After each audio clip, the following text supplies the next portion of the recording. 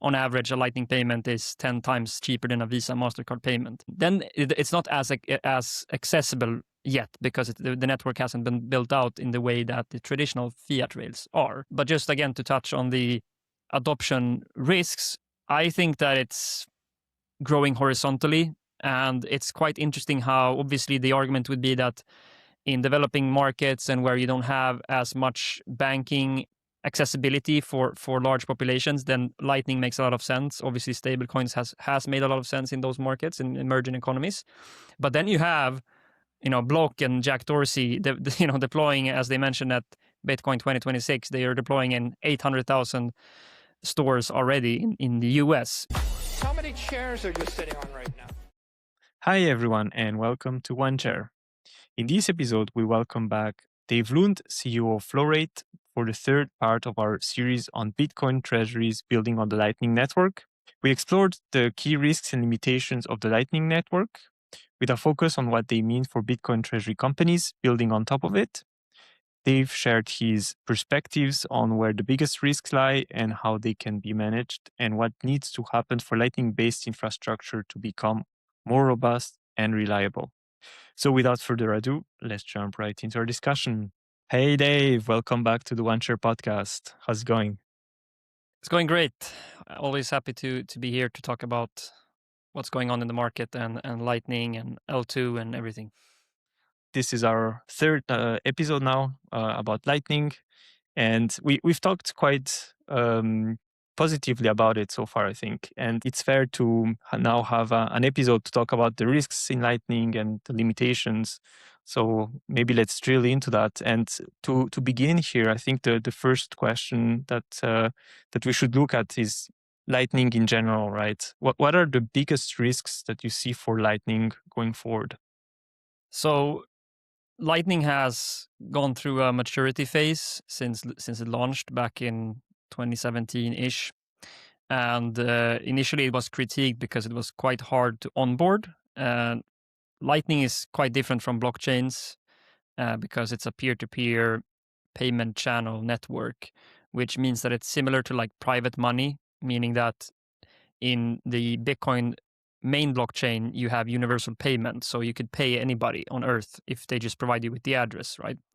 On Lightning, you don't have universal payment, meaning that you could have two users that use Lightning and they can't reach each other because you don't have the liquidity laid out and the connections and the peers in a way where they can reach each other. And we've had the same things in any network, if it's, the internet or, the phone networks, you name it. And this can be a problem, and it can also not be a problem depending on your use case and what you want to do on Lightning. So it's quite different from other attempts of scaling high capacity, quick instant settlement transactions, right? But we have to remember that it's hard because it's supposed to be hard. We're trying to convert and use Bitcoin, which is, this pristine asset, and use it as an instant settlement thing with, as quick settlement time as we were used to having now on digital payments using credit cards and, tap to pay, Apple Pay, you name it. So just to kind of lay the groundwork of your question, people usually misunderstand Lightning and say, hey, it doesn't work. It's, there are payment failures. And why is that happening? Why can't I send $1 million over Lightning just like that? Why can't I receive payments on Lightning if I just spin up a node? So it's quite similar to learning how Bitcoin works. So there's a lot of misconceptions. But not to say that it's perfect. It's far from perfect, right? There are many ways to improve it. And there are things that are coming out like ARC that aims to improve parts of the Bitcoin regular payments, but also Lightning onboarding issues. So that's just kind of like laying the groundwork of your question. And in terms of risks, well, there are different risks, obviously. If you deploy on the Lightning Network and you run a Lightning node, you are committing capital to a hot wallet, essentially, which is a server somewhere with the Bitcoin keys being constantly exposed meaning that they're not in cold storage, right? They're online. So there are risks of getting hacked. You can have malicious code on your hardware. You can fail in your operations in a way where you actually, by mistake, lose funds, right? You can also lose funds by, you can actually be negative in doing routing, right? Meaning that when you actually open and close channels, you're paying a fee for that. And there are other ways to kind of lose money on Lightning. So it doesn't automatically become this money printing machine because you deploy capital on it. And I think the main risk with Lightning, it's quite clear. It's just the fact that it's not cold storage, right? But there is a cost to everything, right? So if you want to enable Bitcoin to act as a quick and instant settlement layer, then you have to take some risks. And the biggest risks of them all is the fact that it has to be hot wallets being deployed across the globe with capacity on them, which is Bitcoin capacity. And that is a major difference from cold offline storage. Yeah, I think that's a great point because obviously we've seen so many hacks since Bitcoin's inception, mostly on hot wallets, right? As far as I saw, there it's always also a human component that is an issue. So, and you mentioned as well the operations risk, right? So maybe just to deep dive a little bit into those. How do you see this evolving? Is that something that Lightning can improve on, or is there like mitigation actions to that? Of course, and I think that when I mentioned that we have been through this maturity phase, is that we've had years of bugs, and you have 4 major node implementations of Lightning, which is similar to comparing Apple to Microsoft or whatever. It's not exactly right. You have a protocol, which is the bolt specifications of how to run Lightning, and a protocol level agreement in the community. And then you have companies or open source projects producing these node implementations, right? Like LND, LDK, CLN, Core Lightning, etc. And each implementation is different in the code, right, and how it actually works. And some of these implementations have features that others don't. And throughout the history of Lightning, obviously you've seen bugs in the code, and this has obviously been improved over the years. But even if the code is perfect and you're gonna rid all the bugs, you still have the risk of supply chain attacks, of installing malicious implementations of these node implementations, and you have a bunch of different attack vectors that I can't go through here, that are sometimes similar to regular hot wallet attack vectors that you would see with any, for example, an exchange running hot wallets for clients, etc.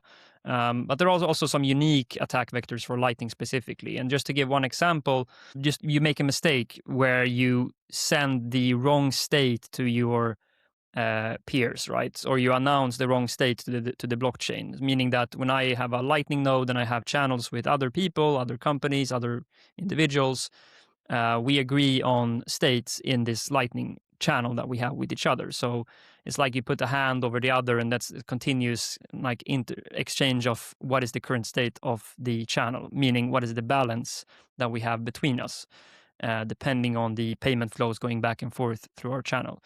And in Lightning, you have a penalty mechanism that is built in on the protocol where you can penalize your counterparty if they try to cheat you, right? So meaning that if you claim to the network, hey, this is the state of the channel, this guy or this peer owes me this, quote unquote owes, and it's an incorrect value, if you broadcast that and you close the channel with that, then you obviously lie to the blockchain in a way. Your counterparty can prove that you are lying, and then you will be penalized, and they can take the funds from that channel. So you're incentivized not to cheat on Lightning, right? This is the beauty of the protocol. But that also means that by default, you shouldn't, send wrong states to the blockchain and announce incorrect information, but that is a risk that you have, right? That you need to make sure that you don't, right? So that creates an incentive not to put all your funds in one channel, and there are a bunch of other ways to optimize and de-risk, because essentially, again, it's private money in a way, and you choose who you peer with, And I would argue that depending on who you pair with, you introduce more risk to your peers because you are more connected. I mean, if you have a Lightning node and I have a Lightning node, if we're not connected, we have no interaction at all. If we are connected, we probably have somewhat of a relationship. But I'm just trying to say that also invites some risk between us, right? Where there are some attack vectors that are opened up specifically with counterparties that are connected.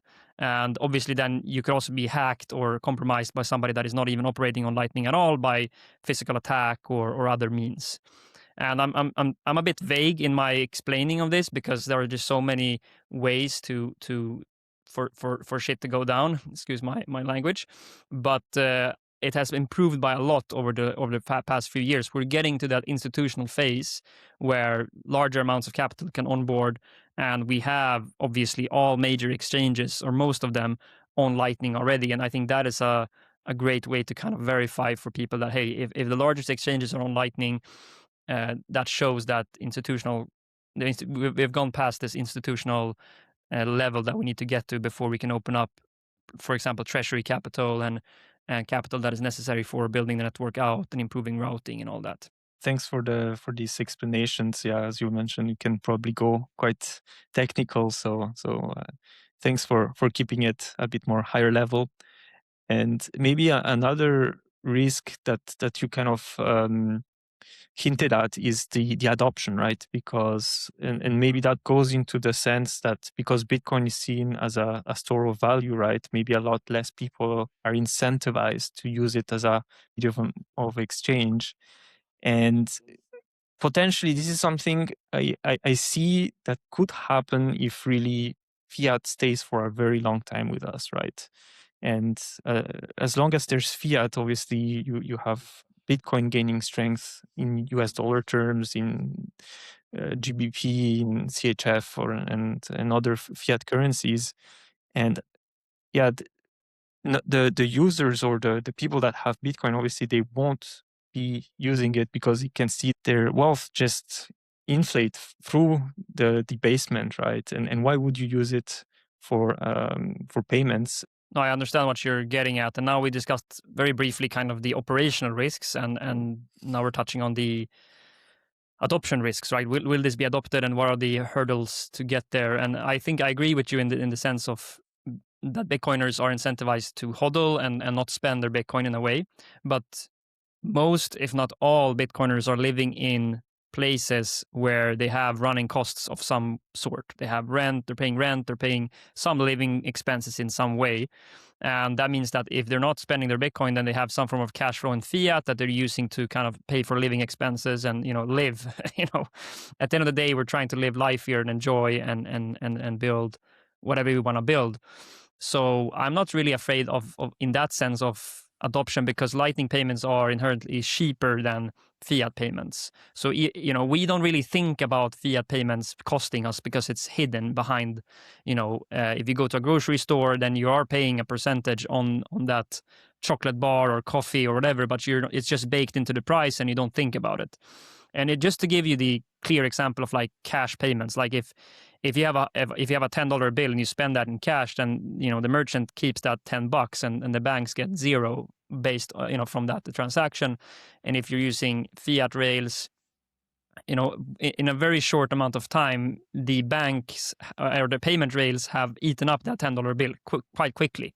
So it's just eaten up by the fiat rails. And I think Lightning just extends that survivability of that spending power amongst people a lot longer than traditional fiat rails. That's just evident. I mean, on average, a Lightning payment is 10 times cheaper than a Visa MasterCard payment.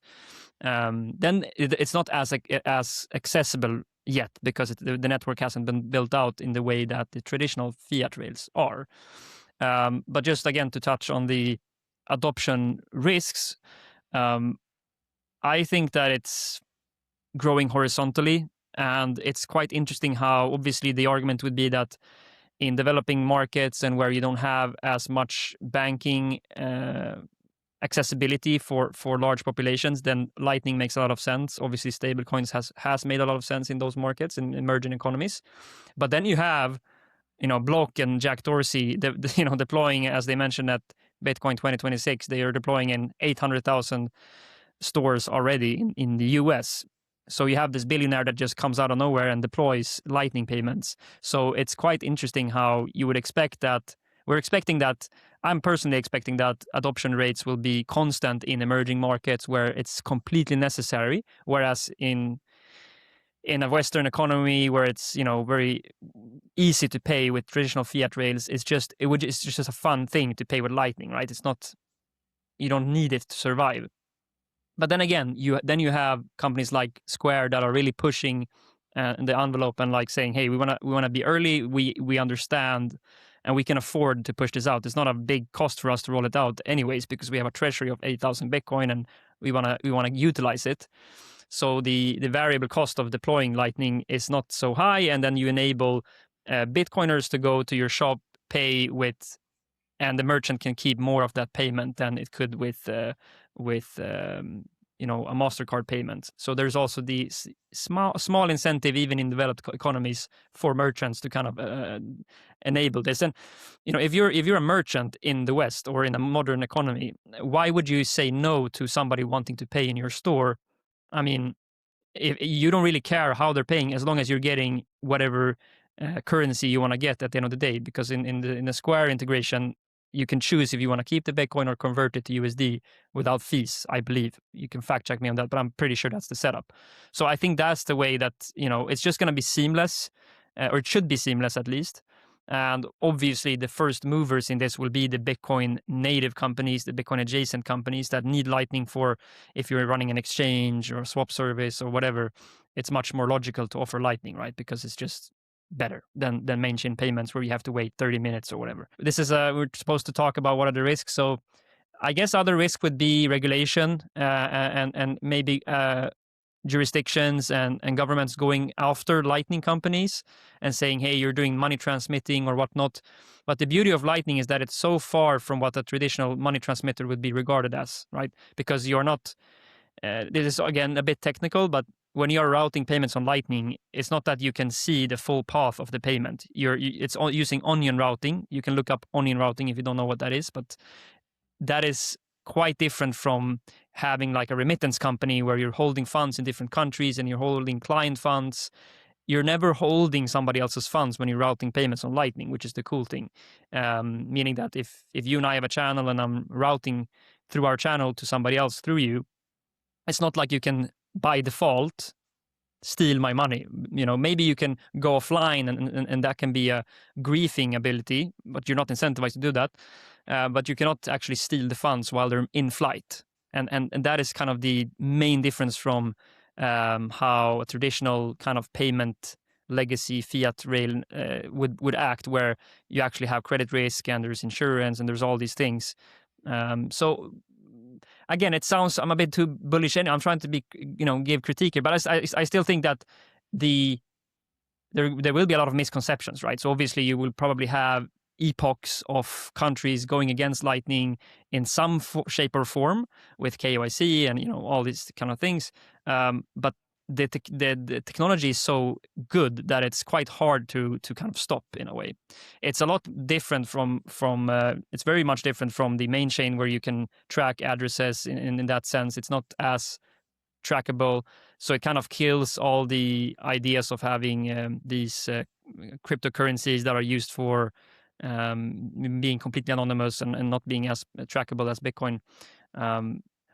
But I think that we will have some hurdles, and I think that what is lacking now, I would say one of the main risks with Lightning is that there is not a lot of coordination across the globe with companies coordinating and lobbying for it in a way. Maybe because it hasn't been needed. I mean, it keeps on growing, and companies are adopting it in their own ways, and it works, and it's quite similar, and it's being handled quite similar to the current legislation which you apply to regular Bitcoin payments, right? Because at the end of the day, Lightning is using the Bitcoin blockchain. So it's not a separate blockchain. It is clearing instead of clearing every transaction when I pay you, I'm clearing that on the main chain, and everybody has confirmed that. We are having payment channels that are connected to the blockchain, but they're periodically cleared, let's say, or open or closed. So it's using the same underlying technology. And what I want to get to here is to say that I just think that we need more education, and maybe that's the biggest risk, that people are not incentivized to learn about Lightning in developed economies, because what are they in it for? Well, they're in it for number go up and the investment opportunity. They're not in it for, hey, I can't pay my cup of coffee tomorrow when I go to my local cafe. That is not why they're in Bitcoin usually. Then you might argue that some people are in Bitcoin, or many people are in Bitcoin, because of the freedom aspects of it and the altruistic aspects, of course. But most of the capital in Bitcoin today are in it for the number go up technology. And maybe that is the biggest risk, that, if you're not incentivized to care about it, then people will not adopt it. And, but I just think that it's just, so far at least, it's doing what it's supposed to do, and we'll see. Maybe there's a black swan event that I can't come up with. But if you can maybe help me to find it, let me know. I think obviously there's the current risks, right, for Lightning, but then there's also what we already been through with Bitcoin, and we can probably foresee that will come for Lightning. And one of them, which you mentioned, and I think that's very well put, is exactly like this misconception, right? Because we've seen in Bitcoin that there's still people thinking, oh, it's for drug dealers. If you're having Bitcoin, then you're doing nefarious activities. It's a Ponzi and all of this. Yeah, no, but sorry to cut you off there, but just to follow up on that, criminals using it. Well, criminals use cash, and criminals use banks, right? They launder money through banks every day. And they also use, internet. They use the internet, and the internet was critiqued for enabling, criminals to interact with, in encrypted messaging and all this stuff. So we will always have that critique. So I had an interesting discussion with somebody who was in politics and obviously was a Bitcoiner, and he mentioned the whole thing of, well, Bitcoin is trackable and traceable, and that's how we should push Bitcoin, to tell these politicians all over the world and jurisdictions that, hey, you should actually be pro Bitcoin because you can track all those criminals and all that. And I get that kind of selling point to get governments to feel safe about Bitcoin, but Lightning kind of kills that argument, because Lightning is very, very private. So if that's your selling point for Bitcoin, I don't know what to tell you, because Lightning actually removes that argument, because Lightning payments aren't as traceable as mainchain Bitcoin payments, which I think personally is good, because we want to have private payments, and I think governments want to have private payments and being able to pay privately. So I don't see that as a bug. I see that as a feature, right? But the catch with Lightning is that since it's not a separate blockchain, you cannot instantly have like super large payments and all that. It's a peer-to-peer payment channel network again. So you need to have liquidity in it, and that takes a long time to build out, similar to how the internet took time to build out. So we're going to have to wait quite some time until maybe governments will use Lightning on a day-to-day basis, and when we see oil tankers being bought with Lightning. But my expectation is that it will happen at some point, because of the limitations of the privacy limitations of the Bitcoin main chain, obviously, but also the limitations of having to wait for confirmations on the main blockchain. That's a fair point, right? That these narratives and always come up on any technology, and it's going to happen as well on Lightning. Shifting gears here, because obviously now we're looking at Lightning on a higher level, and we've talked now about a few risks. But if we drill down now to Bitcoin treasuries, is there any specific risks that you would see on Bitcoin treasuries adopting Lightning or building infrastructure on Lightning? So the main risks I would see is the kind of operational understanding of this. Running a Bitcoin treasury, at least as we know it today, the people running Bitcoin treasuries are quite different from people running Lightning companies or payment provider companies, meaning that they're not in the same niche. They haven't worked in maybe similar industries. I mean, if you're running a Bitcoin treasury, you're very good at raising capital from investors and kind of structuring a public company, right? And being good at marketing, essentially. Being on podcasts, being on conferences, networking, that is your shtick currently. And my expectation is that will have to mature to a market where now you have the Bitcoin, what do you do with it, and how can you get more Bitcoin, and how can you eventually pay Bitcoin dividends to your shareholders directly to their wallets? without decreasing your stack. Because if you just give out your stack, then your MNAV premium will go to zero, right? So I would say the risks for treasuries are that they don't realize this early enough. I'm not saying, I mean, I've been quite bearish on other ways of treasuries doing their thing. I mean, you've seen my feed, but I am incentivized. I mean, I have an economical incentive long term to kind of say that. So I surrender to that. So I'm not completely neutral in this question, right? But I think that it's healthy for treasuries to at least understand it before making a judgment of if they should look into Lightning and ARC and these technologies. So the risks are, I would say, one is the kind of lack of education and understanding of the protocol level stuff and how to run this on an operational basis. And obviously, you probably need to hire external people for that. It takes some time to learn these things, and I would recommend treasuries to kind of take external help but definitely education is number one. So educate yourselves and then see, can you do it in-house? Can you deploy Lightning capital and without having any reliance on any third party, which is good. That would be optimal for your company, right? But then what are the risks with that? Well, the risks are that you are taking on a much, much larger security approach on you have a much higher risk of losing coins, essentially, because using a qualified custodian with multi-sig arrangements across jurisdictions is a heck lot safer than deploying a Lightning node or several Lightning nodes because, again, of the hot wallet aspects of it.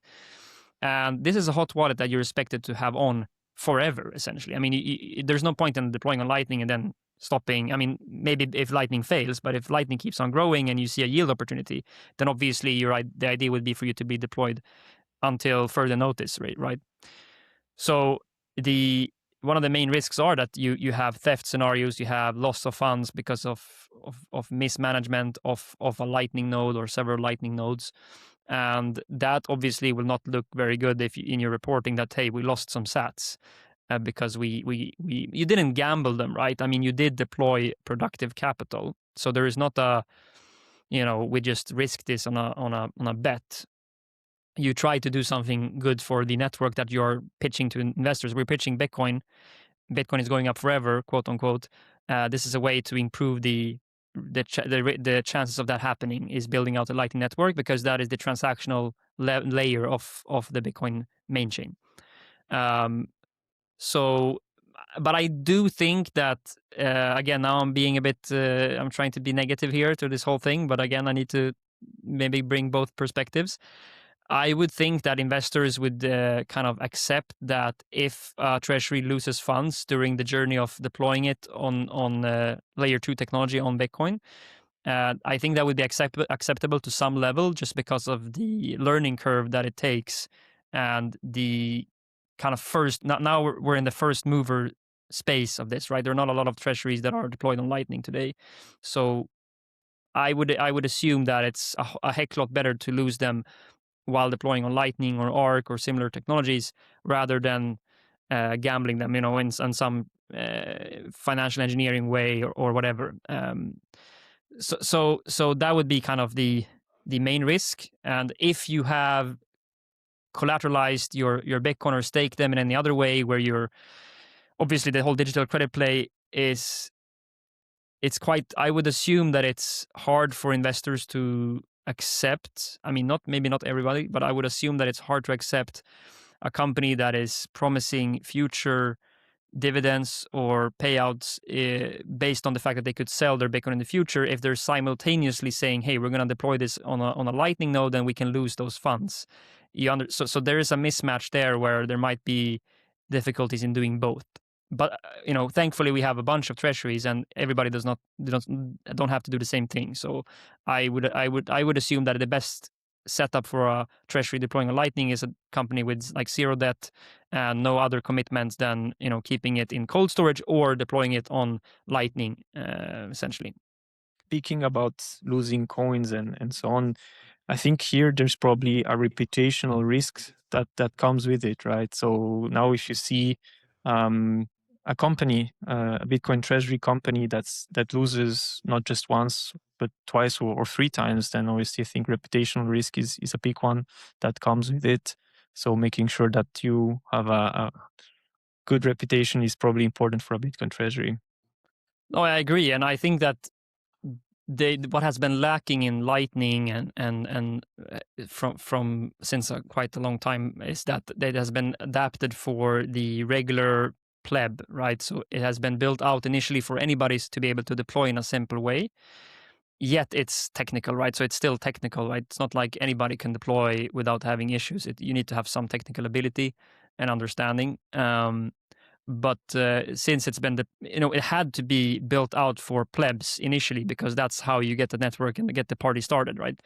But what has been lacking is kind of the institutional and enterprise adaptations for it to be applicable for, let's say, a Bitcoin treasury to deploy. And what would be required, I think, for a lot of treasuries is multi-sig capabilities. So having a signer, so having your Lightning node being essentially a multi-signer node, which means that you would have to have a symphony of signatures in multiple locations at the same time that would then update the state of a channel, for example.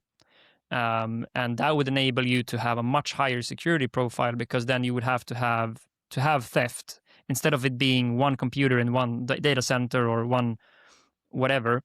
You would have to have physical compromise in multiple locations at once. Or if we talk about downtime, that obviously increases risks of downtime because if there's a power outage at one of those locations, then you cannot sign, etc. So it's quite something different than just having an anonymous node runner which runs a Lightning node in his apartment or whatever, and he runs it anonymously, so nobody knows that there are Bitcoin in a hot wallet there, which is the usual case for anonymous node runners. It's not that they announce, "Hey, I have a routing node at my house, come get it," right? But the treasury company obviously has a reporting duty, so they have to say that they have a Lightning node somewhere. So this multi-signer capabilities is coming. So we're part of working on that with VLS, etc. VLS is a project called Validating Lightning Signer, which is an open source project aimed to improve the security of Lightning nodes. Now it's a bit technical, but initially when this is developed, it will be most likely a channel type that is just for enterprises, right? So it's just for parties that have that specific update. And only later down the line, every node will have this ability to have this kind of this new language of speaking with each other, where whoever's signing the Lightning node with, let's say, trillions of dollars on it, eventually, that would be a multi-signer, right? And when you get to that level, then it's a lot harder to lose funds from a security perspective, right? That's just one example of what's happening in the market, and I think that is kind of a requirement long term for this to minimize the risks of theft. And the second aspect of this is the hardware part, and I would like to give an honorary mention to Tropic Square, which is doing kind of like an open source secure element, an auditable secure element for the Bitcoin space, but also for other applications.